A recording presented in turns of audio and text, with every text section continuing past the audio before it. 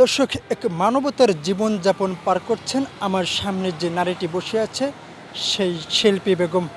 দর্শক, আমি এই রাস্তা দিয়ে যখন হেঁটে যাচ্ছিলাম তখন দেখছিলাম এই শিল্পী বেগম বিভিন্ন মানুষের কাছে হাত বাড়িয়ে সাহায্য সহযোগিতা চাচ্ছে। তখন আমি সেই মুহূর্তে তার দুঃখে কষ্টের কথাগুলো জানার চেষ্টা করলাম এবং জানার চেষ্টা করলাম তিনি কি সমস্যার মধ্যে রয়েছে। দর্শক, আমি তার কাছ থেকে যতটুকু জানতে পারলাম তার স্বামী ক্যান্সারে মারা গিয়েছে এবং তিনি একটি অপারেশনের রোগী। তার ৩টি সন্তান রয়েছে, ২টি মেয়ে সন্তান, একজনের বয়স ১৫ বছর আর একজনের বয়স ৩ বছর। আর আমার পাশে যে আরেকটি সন্তান দেখতে পাচ্ছেন তিনি শারীরিকভাবে প্রতিবন্ধী। এই প্রতিবন্ধী ছেলেটি কিন্তু দোতলার ছাদের থেকে আরও ২ বছর আগে পড়ে তিনি অসুস্থ হয়ে এখন বসে আছেন। তিনি ঠিক মতন চিকিৎসা করাতে পারছেন না।